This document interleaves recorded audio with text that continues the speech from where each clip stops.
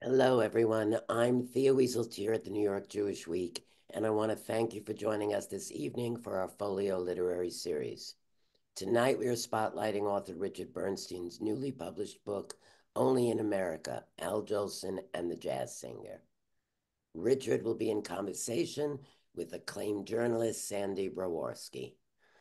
Before I begin, I want to thank our partners at UJA-Federation of New York, specifically Graham Cannon and Susan Cohn, and my colleagues at the New York Jewish Week, specifically Beryl Bessamore, who is running our event tonight.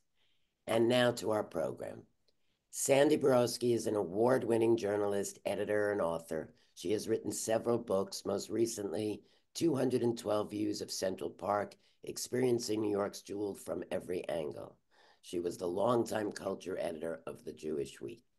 Sandee, I turn it to you. Great. Good evening, everyone, and thank you very much, Thea. I'm Sandee Brawarsky, and I'm really pleased to be here with the distinguished journalist and author, Richard Bernstein, to talk about his excellent new book, Only in America, Jolson and the Jazz Singer. I've seen the Jazz Singer several times. You probably know that the 1927 version was the first ever talking film ever made. I didn't know until I read this. I didn't know much about Al Jolson's life before reading this, and I learned that at one time, Jolson was the most famous and highly paid entertainer in America. And yet, we don't hear much about him anymore.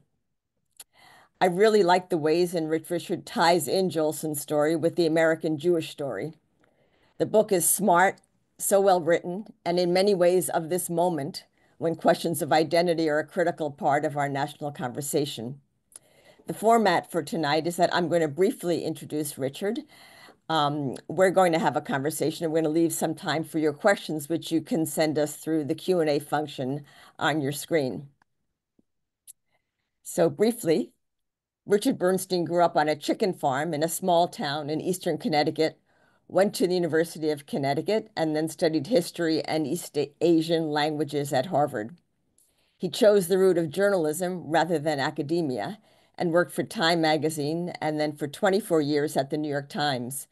Over the years, he's reported from some 24 countries in Europe, Africa, and Asia. In between postings as a foreign correspondent, he reported from New York about the city and about culture. He's the author of 10 books, among them Fragile Glory, A Portrait of France and the French, and Ultimate Journey, retracing the paths of an ancient Buddhist monk who crossed Asia in search of enlightenment. Since retiring from the Times in 2007, Richard has been a freelance writer and editor, and he's joining us from his home in Brooklyn. So welcome, Richard. It's really nice to see you here. Thank you very much, Sandy, and thank you for that very kind introduction. Um, from just reading the subjects of your previous books, this book seems like a departure for you. And I wonder if you Yeah, could talk a bit about, what inspired you to write this and why now? it's a departure and it's also a kind of homecoming.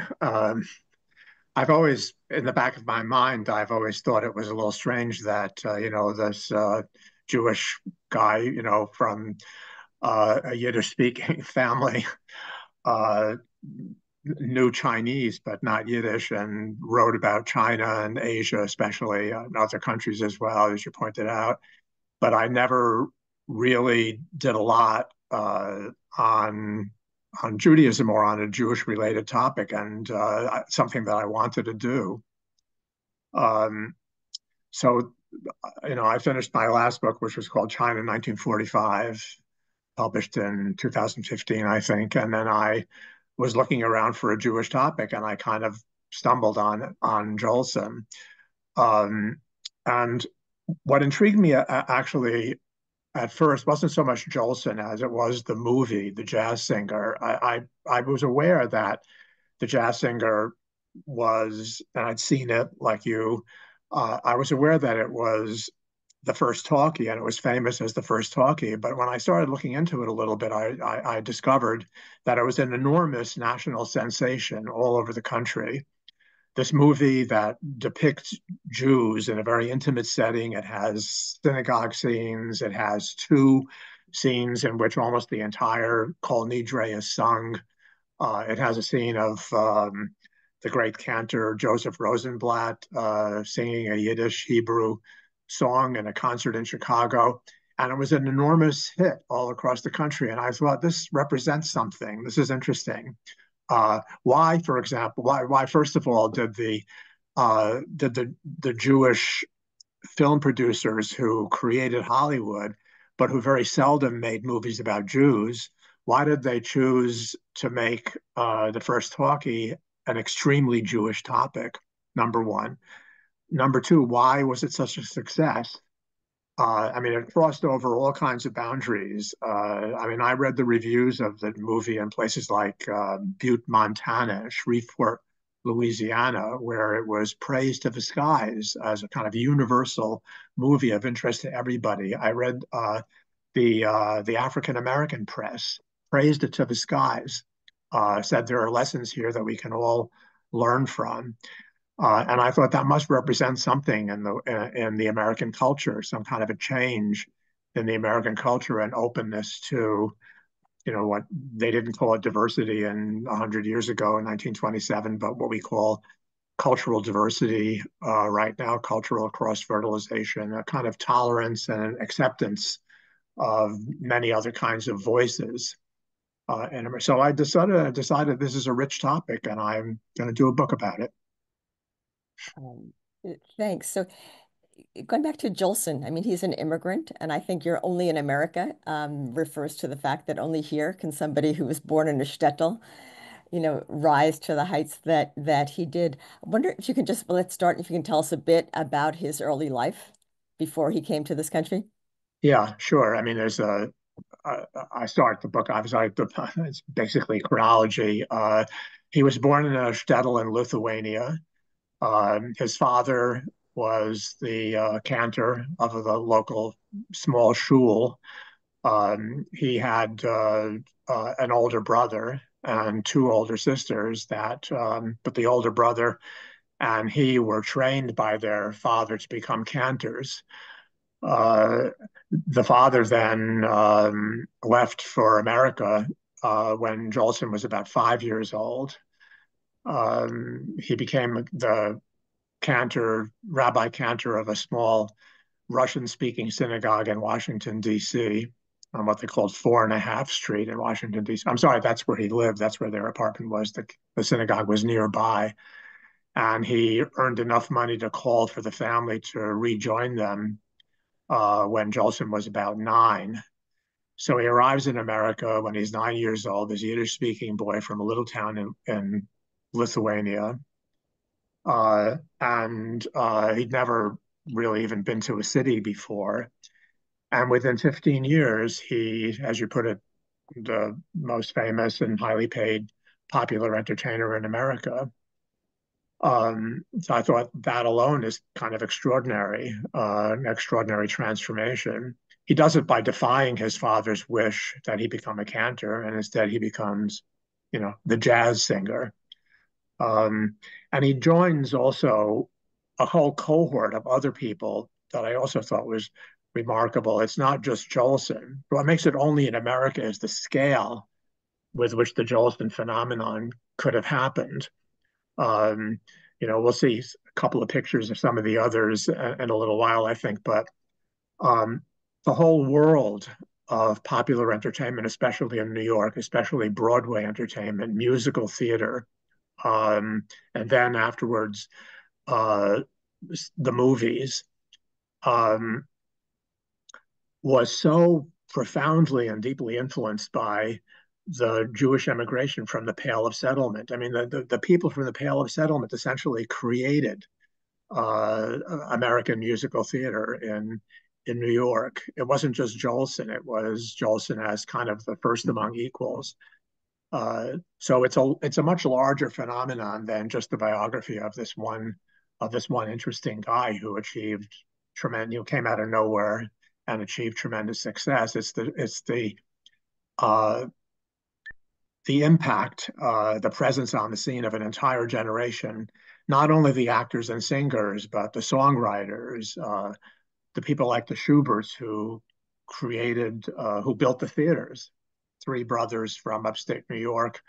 One of them born in Poland, I think. I'm not sure if I remember correctly. I have to look at my own book to refresh my memory, but I think one of them was born in Poland. The others were born in New York. The Warner brothers, who produced the movie, four brothers. Also, one of them born in the old country, three of them born in the United States, who created one of the most successful uh, movie studios in the country and took on the jazz singer. Um, so you can have individually, on an individual level, you can have Jews from the Pale of Settlement from Eastern Europe achieving great success in England and France and Germany. Um, but on the kind of scale that it happened in the United States, I say it's only in America. That's where the title comes from. One of the things that did strike me about his early life is that it seems like just months after arriving here, his mother dies. And Yeah, I feel like that, I don't know, would you say that that really seemed to have affected him and sort of resonated throughout his life? And that connection to his mother was something really yeah. important. You think about that. Where if you watch The Jazz Singer, which I recommend that you do, it's kind of fashionable to poo-poo it as kind of mediocre sentimentality. I actually find it to be pretty good movie. Um, and the relationship with the mother is a very, very powerful element in it. You can't help but think that Jolson was thinking of his real mother when he played uh, the role of the wayward son who, because he doesn't follow his father's wish and command to become a cantor, to continue the long line of cantors in the family. Instead, he sings, jazz songs, ragtime songs that the father has great contempt for. But the mother stays loyal to him and supports him and tries to persuade the father, tries to cajole the father into an acceptance of the fact that the son is not the father. The son is his own person who has different aspirations and different interests. So yeah, and even the song "Mammy." In the book, I make a comparison between Jolson singing the Mammy song and the Yiddish song "Mein Yiddische Mama." Jolson never sang "Mein Yiddische Mama," at least not in public, but his Mammy song was, in a way, kind of that powerful nostalgia for for the mother, for the comfort, the support, the love of a mother, which Jolson, after the age of 9, no longer had. I actually looked at some film clips last night, and you can see people in the audience just like visibly moved by his singing. Like he seemed to go right to their hearts. What was it about him that enabled him to do that? Yeah. Um, it's a hard question to answer in a funny way. I mean, I devote a few paragraphs to it. Why was he so great? No, there's a little bit of an irony here, which is that even though I think it's a great subject and I love doing this book, I learned so much. Uh, Jolson's not my kind of music. I didn't start out, thinking, oh, I really love this guy singing, and I think he's a great performer, and therefore I want to write a biography of him. It was really much more what he represented in the American culture and in Jewish American history that drew me to the topic. I don't, I mean, I don't dislike. I mean, I like it. I mean, is he, you hear him sing, and there's something special about it. But to tell you the truth, I personally don't really hear what's so great about him. I can quote what other people say is great about him, that there was a kind of a presence. There's a timbre of his voice, for one thing, which is very special. Um, there was a kind of an energy. Samuel Rafinson, who wrote the original story that became the jazz singer, talked about hearing Jolson sing as a duck hitting water. Other critics said that there was a demonic quality about Jolson, that to be in his presence and to hear him sing was to be in the presence of genius. Mhm. Uh, some of the commentators also said, by the way, that you could only really appreciate Jolson in person.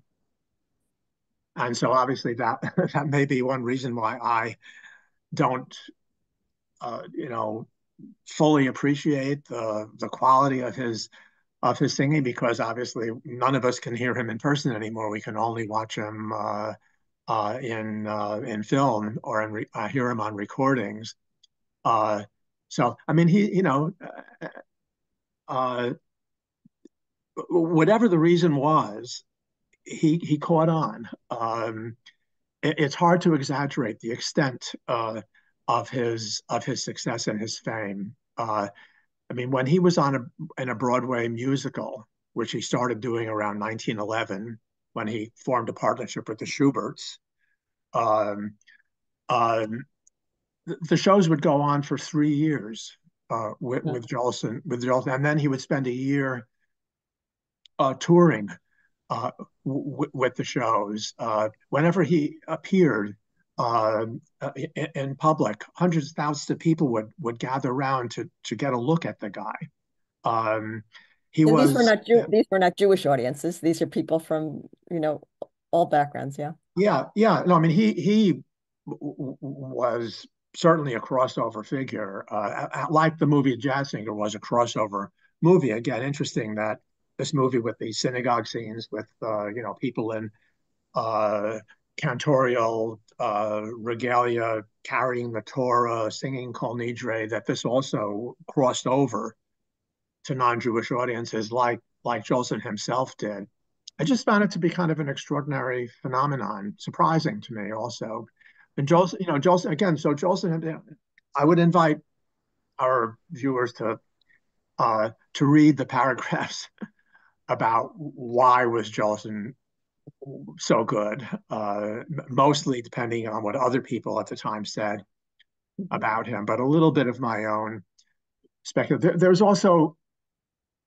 There's the question of whether there was kind of Yiddishkeit in his manner of singing. Uh, he he had a quality of his voice that was kind of cantorial. The songs were very different from the liturgy, but there's a Yiddish expression, kretsch, which means a kind of note of sorrow. The line about Jolson, which in fact, his co-star in The Jazz Singer in the movie says, you sing differently. The line was that there was a tear in his voice. There was a kind of an echo of Jewish tragedy, of Jewish melancholy, of the poignancy of the liturgy in the way that Jolson sang. Remember when I was writing the book, my editor at Knopf was editing the book. He was a little skeptical about this idea that there was Yiddishkeit in the way Jolson sang, because the songs were just so completely different from anything that you would ever hear in the synagogue. And he, in particular, sang a kind of fake Hawaiian song in one of his musicals. Um, I'm sorry, I can't even remember the name of. Um, uh, and I say, if you want to hear Yiddishkeit in the way he sings this song, you will hear it. I If think you that was don't want to hear it, yeah, what is it? Yaka Doodle. Yakahuli Hickey Dula. Yeah, something like that. Yeah, I couldn't remember. Um, Beside the sea at Waikiki, you'll play for me. Yakahula Hickey Dula. Yakahu Hickey Hula Do. thank you for finding it so quickly. Yeah, I mean, if you hear him sing that song, and the idea that there's a kind of Yiddish element in the intonation and the tonality of it, it's entirely believable. Uh, if you if you don't want to hear it, it's also entirely believable that it's not there.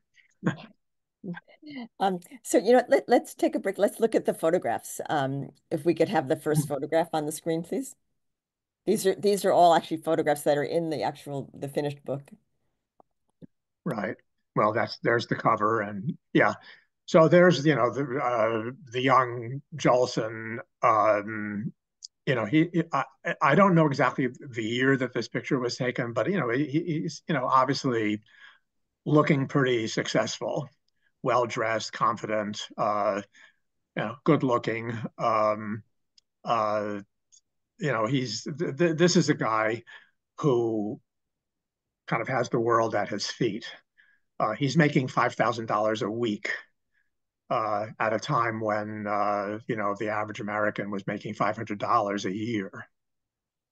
A Model T Ford cost $875, I think. So he could buy like 20 Model T Fords in every week's salary. He didn't buy Model Ts. He bought, as we'll see in a little while, he bought other kinds of cars. So this is the young American Jolson, the guy who has made it. Next. Yeah. This is Jolson's father and his stepmother. After Jolson's mother died, his father wrote to a relative back in Lithuania asking if a relative of hers would consent to come to America to be his wife. There's no notion that he even knew this woman. It was entirely a marriage of convenience, as many marriages in those days were. And so, sure enough, she came, and she served as his wife for the rest of their lives together. There they are in Washington, D.C. I believe that it's near the little shul where the father was a cantor. But what's striking to me uh, in the picture is the contrast between that, very kind of uh, soigné sort of man about town that we saw in the picture of Jolson, and the kind of totally unpretentious, sort of plain, um, very almost kind of stiff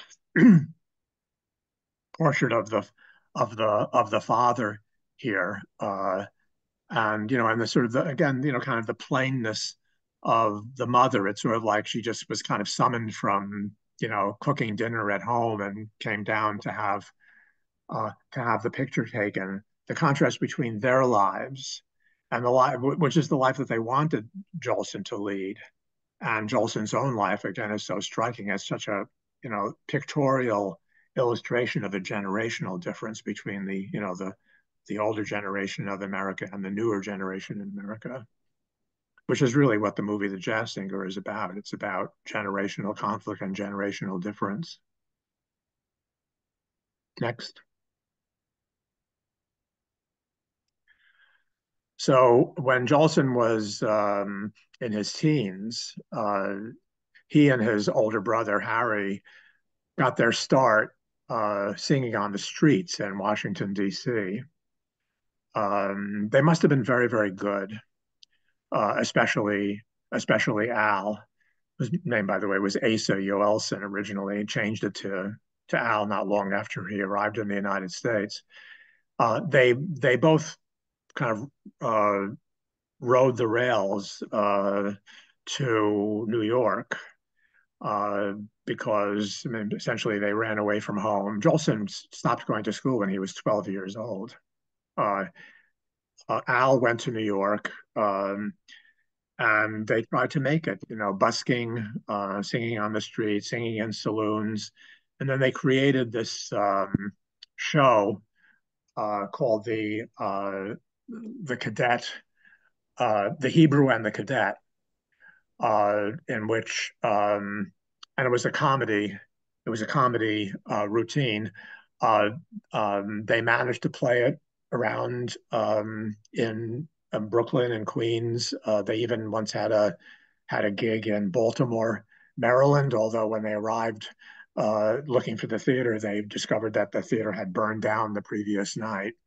But this is, probably the earliest photograph that we have of Jolson actually performing as a young man and performing in a very Jewish thing. I mean, there was a whole genre of the Hebrew or the Yiddish dialect comedian that played in vaudeville, and I guess naturally enough, this is the genre that Jolson and his brother turned to when they were just beginning to try to make it as performers in New York.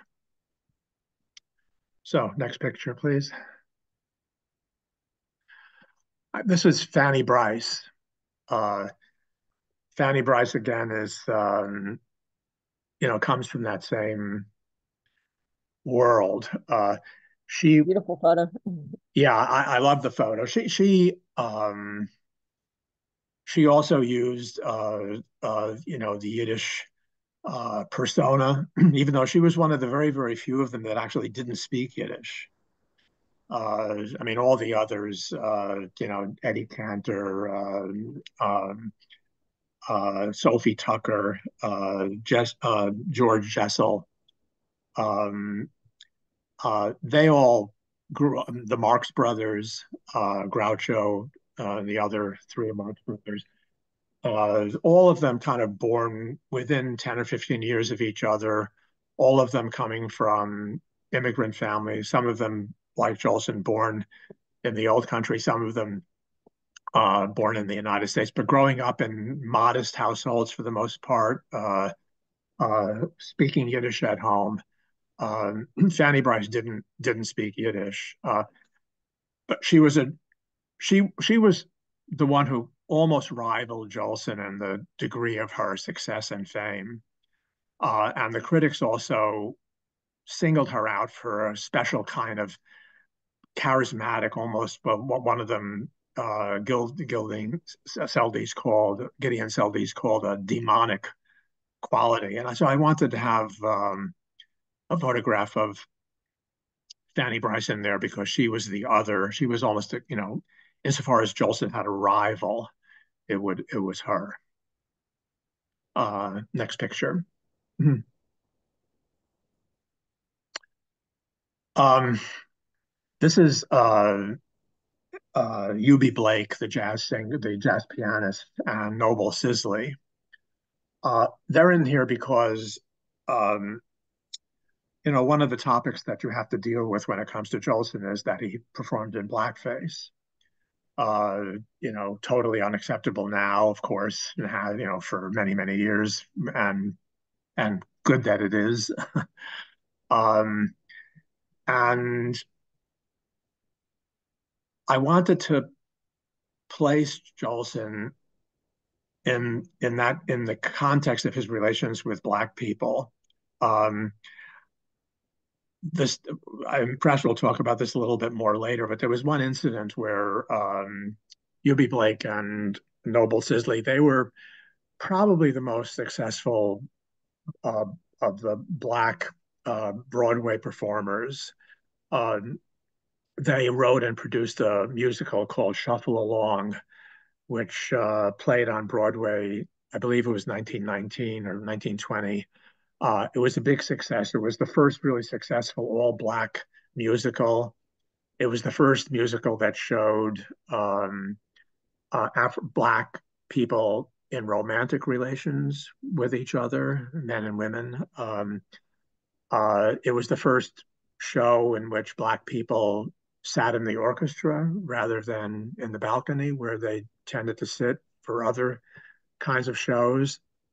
And Joel, one time they did a show, the two of them together, that traveled around the country. If you want a treat, Google Eubie Blake and listen to him play the jazz piano. It's really something. And he lived to be almost 100. Didn't die that long ago.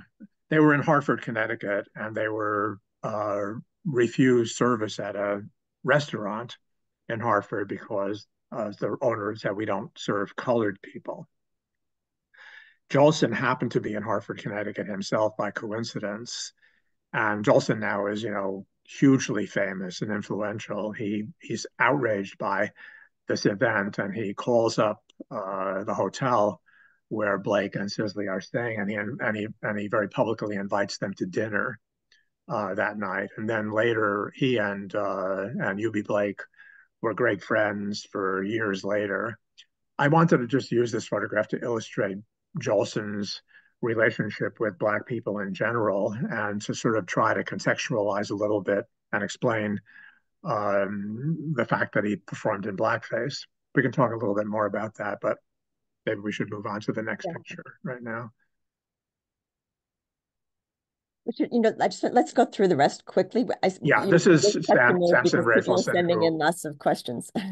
okay, Samson Rafelson, who wrote the short story called Day of Atonement, which then became the play, The Jazz Singer, which he also wrote, and then became the movie, The Jazz Singer.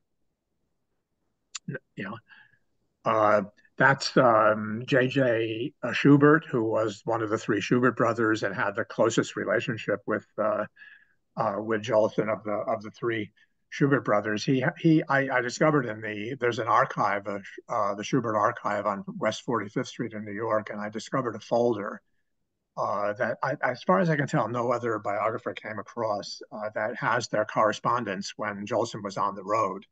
And I quote from the correspondence, very interesting. They had a kind of sometimes very conflictual relationship, but one that, was very important to both and made them both very successful and very rich. Next one. Yeah, this is the non-Model T Ford, the sort of car that Jolson drove. That's a Mercedes-Benz of, you can see how expensive it must have been. And that's on a Hollywood stage. Yeah, go ahead. Next. And here's the opening night of Jolson and the Jazz Singer. It was the event of the year. You see Jolson there in that pose that he's very well known for, is on one knee with white gloves in blackface, singing Mammy. You see Al Jolson in the Jazz Singer with Vitaphone. Vitaphone was the technology that was used for the first talkies that Warner Brothers experimented with, created some shorts with it, and then broke with the rest of the movie industry to make talkie movies. So Didn't you next say one. tickets cost $5? Was that right? Yeah, I mean, That which was was pretty very expensive. expensive for the time. But again, like I say, it played all over the country. It was just hugely successful. So next. Uh, that's Ruby Keeler and Jolson. Jolson was married 4 times. Uh, he did not treat women well, um, including some physical abuse that we have evidence for. He had a very bad habit of very ardently pursuing women, and then once he persuaded them to marry him, basically abandoning them. It's sort of a dark side of Jolson's persona, but it's one that can't, it's there in the book. I just lay it out. Keeler was, his most famous. If she was also she was a dancer, a singer, and a movie star in her own right. She finally just, again, the story is told in the book. She finally had enough of Jolson and she walked out on him, after which he spent a lot of time ardently trying to win her back. But she refused to go back to him. He ended up marrying a nurse that he met when he was sick one time, and that was his final and probably his only actual happy marriage, a woman 40 years younger than him. And his kids were with this last Yeah, well, he adopted. He never had any biological children of his own. He had adopted. He adopted one with Ruby Keeler, and then I think two with his last wife, the nurse. Next one. Yeah, and here, this illustrates what's so to me surprising about the Jazz Singer. It's a scene from the movie, speaks for itself. It's a synagogue scene. You see the Star of David, above the bema, and on the cloth covering the table with the Torah is laid. The men of the congregation It's kind of surprising to me that as the title of a chapter, it played in Peoria. It played, to non-Jewish audiences at a time, when anti-Semitism was much worse than it is now. At a time when Jews were, still relatively recent immigrants to the country, still suffered a great deal of persecution and discrimination, and yet this movie was a hit. It says something about our country. Next one. Oops. Next picture, please. Maybe that's the last. I thought there was one more, but okay, if that's the last one, fine. Yeah, I thought there was one What more. role did Cantor Yesla Rosenblatt have in the film? Well, it's a Jolson is, he's left home. He's run away from home after his father uh, punishes him for singing, raggy time songs in a local saloon, rather than going to the synagogue and singing Kol Nidre on Erev Yom Kippur. So Jolson leaves home and he becomes a jazz singer. He struggles to make it. And he's in Chicago. He's sworn never to go home till, that he's never gonna go back. He's in Chicago and he sees a sign that Rosenblatt is giving a concert, and he goes to the theater to hear Rosenblatt. And Rosenblatt sings a Yiddish song with some Hebrew in it. Yiskadal v'yiskadash is in the Kiddush, the opening lines of the Kiddush, and and Jolson starts thinking about his father, who of course, sang the same song, and that's what leads Jolson to revisit his home, to go back home uh, to try to reconcile with his father. He doesn't manage to do that, but he does. His mother is very happy to see him, and he's happy to see his mother. But that's Rosenblatt plays that role in the movie. But Rosenblatt also, in my movies, I try to explain this in the book. And Rosenblatt, fairly close in age to Jolson, also from Poland, a cantorial prodigy, again from a long line of cantors, very similar to Jolson. And they both come to America. Jolson abandons the tradition, or does something else. Rosenblatt sticks with the tradition. And when Rosenblatt was offered a role in an opera in Chicago, he at $1,000 a night, and he was a man, he needed the money. He turned down the role because his religious beliefs didn't allow him to perform on stage with women.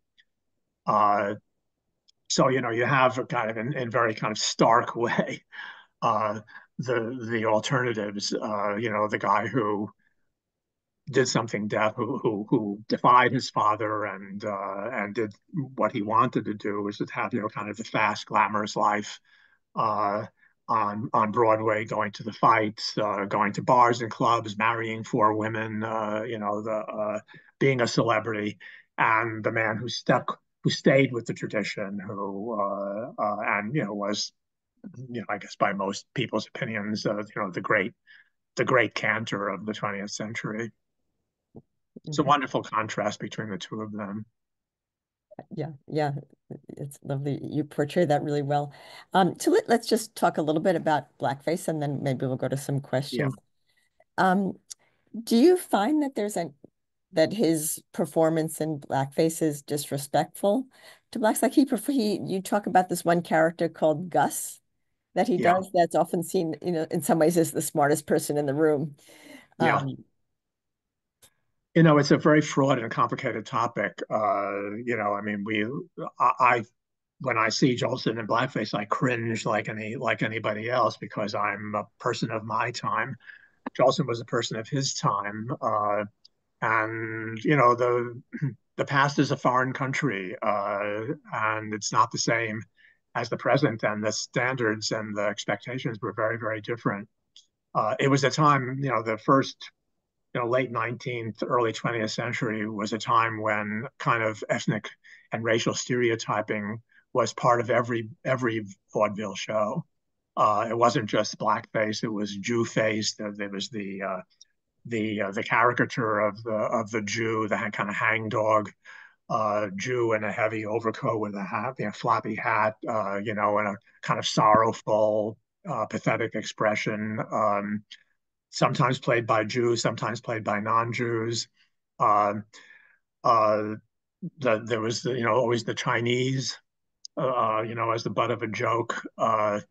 It was not a sensitive time.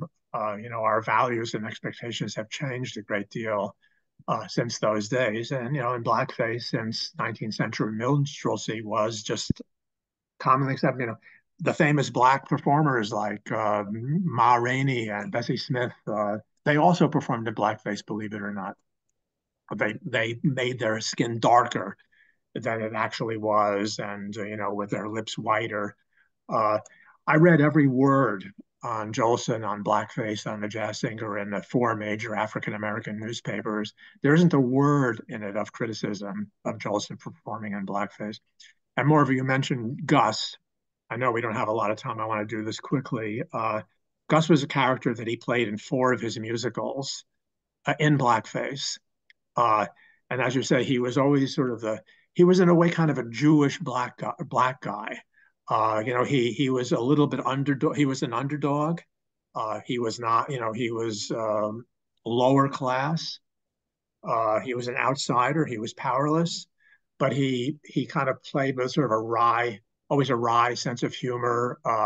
He made a kind of wry commentary on the scene around him. He punctured, the pretensions of the ruling class. Um, he was the hero.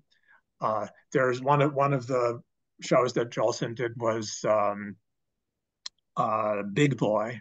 The Big Boy was a horse on a Kentucky plantation not long after the Civil War and emancipation. And Jolson plays this, character in blackface, and the villain of the movie is a white former plantation owner who comes to the plantation because he is looking. He wants to grab the daughter of the plantation owners and abscond with her. Uh, at one point, this plantation owner tells one of the other black people on the plantation to polish his shoes or something like that. And Jolson says to them, you don't have to do anything that this guy tells you. We're as good as anybody now. You don't have to follow his orders. And then the guy grabs the girl and throws her on a horse and starts galloping away. And Gus, the Jolson character, jumps on a horse and gallops after him and rescues the girl. So we have this extraordinary reversal of the usual, of the iconic story. The iconic story, of course, is the black guy who lusts after the white girl. That's the racist stereotype. Here in this movie, you have the black guy saving the white girl from the white guy who wants to take advantage of her.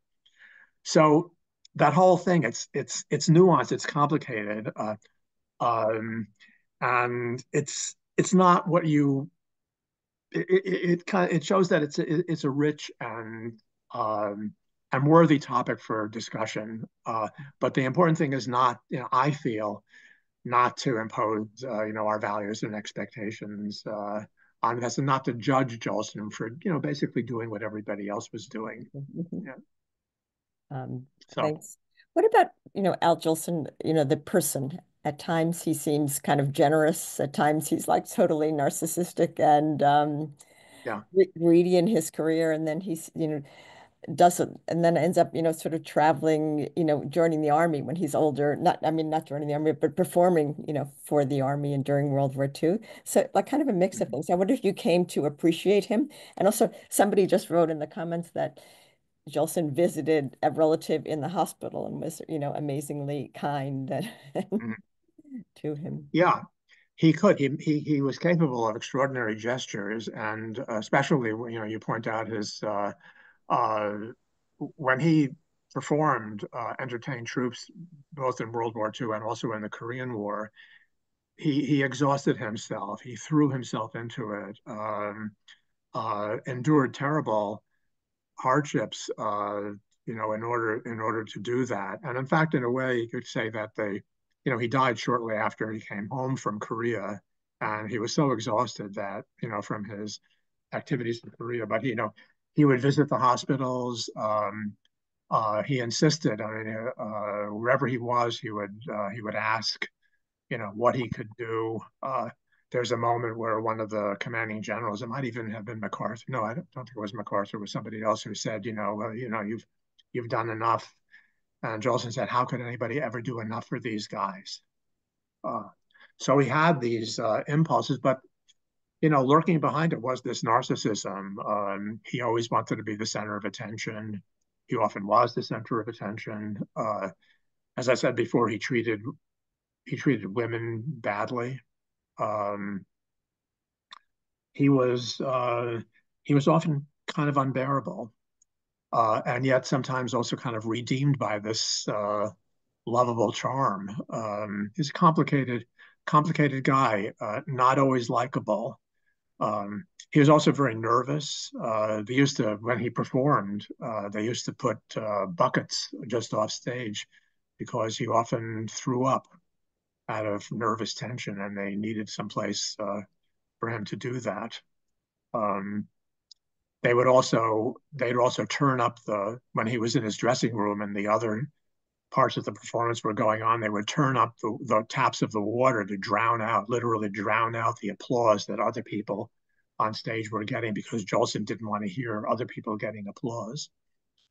So complicated guy. Yeah. So Thanks. So this question was just actually sent to me, not through the Q&A, but it's a complicated one, but maybe there's a short answer. There were 3 additional film versions of The Jazz Singer made, one starring non-Jewish Danny Thomas, another starring Neil Diamond, and a third television drama with Jerry Lewis. What do you think that the changes made in the subsequent 3 films versions say about the changing positions of Jews in American society? Well, that's a very good point, and that's obviously the questioner is very knowledgeable about. There were those three remakes, and each one of them shows Jews in a very very different situation. The second one with Danny Thomas um, shows Philadelphia Jews. I call them Mayflower Jews. They were Jews from a congregation that dated back to the 18th century. The cantor lives in a house that looks like it belongs to a university president. They're very kind of waspy in a way. Uh, so their lifestyle and their economic situation, their place in American life reflects Jews a quarter of a century after the original jazz singer. Then the Neil Diamond one, it's really no longer there's a generational conflict in the Neil Diamond one, to be sure, but more than anything, it's really just a story about Jews making it in America. It's this guy who goes out to Hollywood he's a Hebrew school teacher. He goes to Hollywood in order to make it, and with the help of his shiksa girlfriend, he does make it. And so it's really a movie about whether can this guy make it? Will he be a success in Hollywood? The element of generational conflict is somewhat diminished. It's there, but it's not the main element in the film. So yeah, each of the remakes shows the Jews at a different stage of their history in America. Can you imagine somebody making it again? Yes, well, I don't know. I mean, in a way, it was made again with Fiddler on the Roof. This is one of the elements in the picture that to appreciate about Jolson, that he was really kind of at the beginning of the Judaization of the American culture, which reaches a high point in things like Woody Allen, Seinfeld, on Broadway certainly with Funny Girl and um, Tevye the Milkman, Fiddler on the Roof, which is also a story about generational conflict, like the jazz singer is. So yeah, I mean, there's still room for it. And, one of the reasons why the jazz singer and Fiddler on the Roof were successful was because not only the Jews that experienced generational conflict, it was something that was really quite universal in the immigrant communities of the United States. And so that was, I think, one of the reasons why this movie was a success. Other people could identify with it in their own way because they were going through some of the same things. The younger generation going its own way and forsaking the tradition, doing things differently, marrying outside the tribe, all that stuff. Thanks. So we have a number of comments from the International Al Jolson Society. I imagine. Uh-huh. So I'm just going to read one. It's interesting that you point to the jazz singer as demonstrating an element of, quote, cultural diversity, while Al Jolson is marginalized today culturally because of those very elements celebrated almost a century ago. Um, as you pointed out, Jolson was the most famous and highest paid entertainer of his time. What is your opinion on why he's essentially forgotten and his works not shown today? Well, obviously, it's because of blackface. It's become so unacceptable today that, in a way, it's been canceled. Jolson has been deplatformed because he is, of all the performers, he's the one most associated with blackface. Um, I think it's too bad. If this book can do a little bit to bring him back to public attention, that would be a good thing. There are other elements in the picture. His style of singing also kind of went out of fashion. Jolson sang without a microphone. The next generation came along, and the crooners, there was a kind of more intimate, a softer tone uh, to the songs. Jolson didn't always belt it out, but he often really kind of, it's a little unfair to say belt it out. It sounds unattractive, and I don't mean it that way, because he did have, we talked about what made him so successful and so well liked. But his style of singing was different from what later became very fashionable and then obviously what's fashionable now. But the questioner, from the International Al Jolson Society is right. He has been passed over.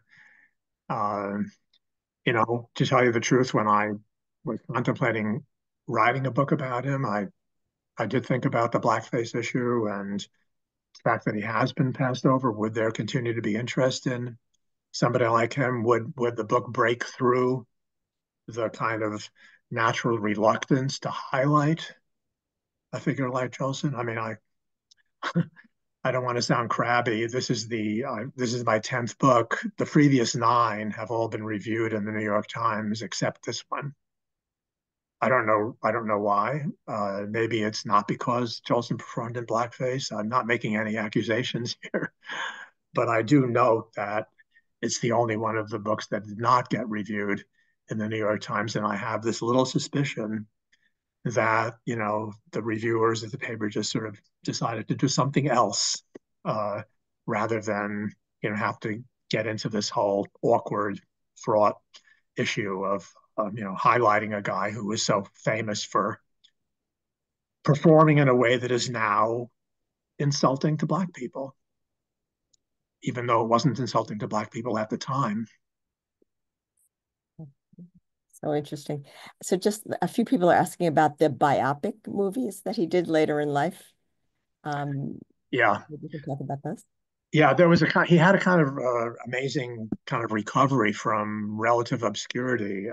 He faded from public view, especially sort of towards the late 30s and into the late 30s, early 40s. He mostly appeared on other people's radio shows, talking about the good old days, singing a few of the old songs. And then there were these two movies, biopics that were, again, enormously successful. He didn't actually play himself; he was already too old. So they chose somebody else to play him, but he sang the songs and they were lip synced on screen. They're both terrible movies. Again, there's no time to do a critique of them, but they falsify the history. They sentimentalize it. They prettify it. They don't tell the true story about Jolson. But what they do have is the music that he sang, and that's probably the reason why they were so successful. But again, I don't remember offhand. But they were like both of them were in the top 4 or 5 grossing movies of the years in which they appeared. Kind of surprising in a way, given how much Jolson had faded. But in those days, there were still millions of people who knew of him, who had even seen him perform, and so these biopics did attract an enormous audience. Mhm. And then he really did fade, except when he performed, as you say, he went to perform for soldiers in both World War II and Korean War, and then he died in 1951. He was what 61, something like that. Uh, so he died fairly young. Mhm.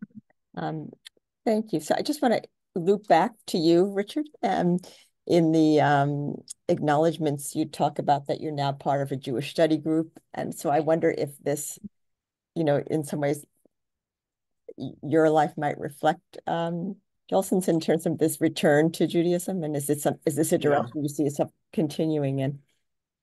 yeah. Well, like many of us, you know, very, very far from unusual or unique in this regard. I also come from a Yiddish-speaking family. My father's native language was Yiddish. My mother was from Hungary, so she didn't speak Yiddish, but they both came as immigrants. They were children when they came. So, I was in a way kind of the first, America Gaboran uh, in the family.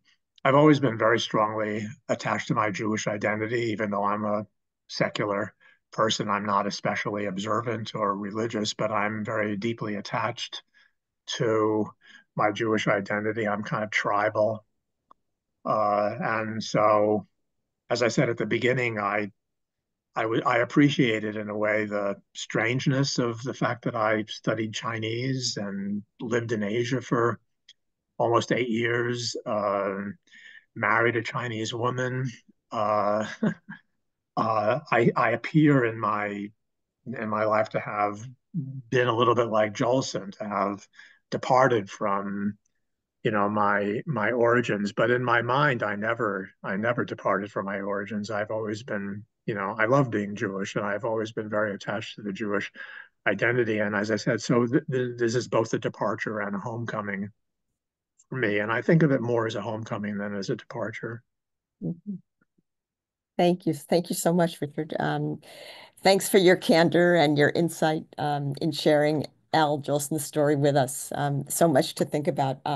I highly recommend that everyone buy the book and read it. It's available in bookstores and online, and it's a great Hanukkah present.